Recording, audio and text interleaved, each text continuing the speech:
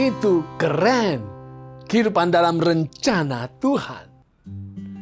Pada bulan Agustus 2020, warga desa Bendowulung di Blitar telah mempersiapkan pengurusan jenazah Harnanik. Dia dikabarkan meninggal. Tetapi segala persiapan itu dihentikan karena Harnanik ternyata masih hidup. Rumah sakit memohon maaf karena telah keliru mengidentifikasi. Yang meninggal ternyata adalah pasien COVID-19 yang satu kamar dengan Harnanik. Harnanik sendiri sembuh. Pada gempa di NTT tahun 2021 yang lalu, di Kabupaten Rote dikabarkan ada 3 korban meninggal dunia. Menyedihkan. Tetapi kemudian berita ditarik karena ketiga orang tersebut ditemukan masih hidup. Saudara, hidup sangatlah indah dan berharga. Sehingga apabila ada orang yang mati tetapi kemudian ternyata hidup dan hidup kembali, itu adalah kesukaan yang sangat besar. Musa dikabarkan sudah meninggal dunia. Ulangan pasal 34 ayat yang kelima.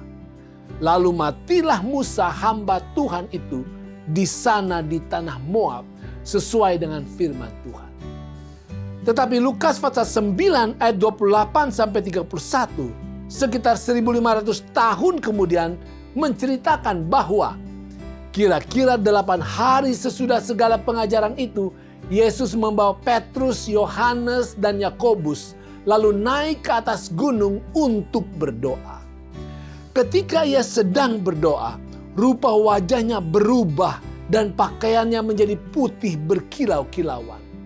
Dan tampaklah 2 orang berbicara dengan dia, yaitu Musa dan Elia. Keduanya menampakkan diri dalam kemuliaan dan berbicara tentang tujuan kepergiannya, kepergian Yesus yang akan digenapi Yesus di Yerusalem. Kok bisa?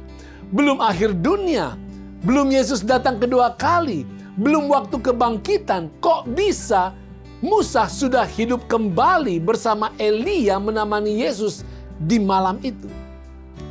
Beberapa tokoh gereja Yunani kuno dari Alexandria berpendapat bahwa ketika meninggal dunia ada 2 Musa. Satu hidup dalam roh, yang satu lain mati dalam tubuh.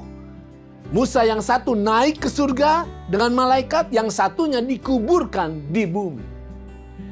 Saudara, wow, jadi benarkah setelah seseorang mati arwahnya tetap hidup dan seperti Musa langsung ke surga? Saudara, bukan begitu. Pertama, Elia ada juga di sana malam itu. Elia tidak pernah alami kematian. Elia ketika itu hadir bersama dengan Yesus secara tubuh. Dan Musa juga hadir secara tubuh yang lengkap. Yang kedua, kalau begitu kenapa Musa sudah bangkit ketika itu? Begini, sebagaimana tidak semua umat Tuhan pergi ke surga hidup-hidup, hanya Elia dan Henoh yang Tuhan istimewakan, maka juga tidak semua umat Tuhan yang mati langsung dibangkitkan untuk ke surga seperti Musa. Hanya Musa yang Tuhan istimewakan. Yang ketiga, kenapa harus ada special case, hal istimewa seperti Elia dan Musa? Karena mereka berdua menjadi bukti dan contoh bagi semesta alam bahwa Tuhan memang berencana untuk menyelamatkan manusia yang hidup ataupun umat Tuhan yang sudah mati dari dosa dan maut. Itu sebabnya pada malam itu Elia dan Musa datang menguatkan Yesus dalam misi penyelamatannya. Elia yang mewakili orang-orang yang hidup, Musa mewakili umat-umat Tuhan yang telah mati, mendorong Yesus untuk menuntaskan misi penyelamatan dunia. Karena kalau tidak berhasil, maka Elia dan Musa tidak akan berhak lagi untuk berada di surga.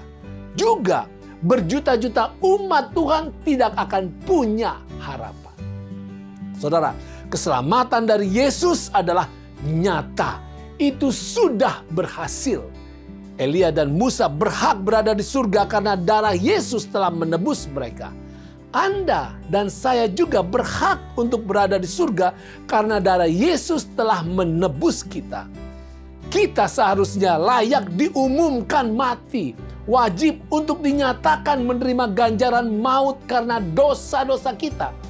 Tetapi puji Tuhan, pengumuman itu dibatalkan karena darah Yesus telah menebus dan menghidupkan kita kembali. Itu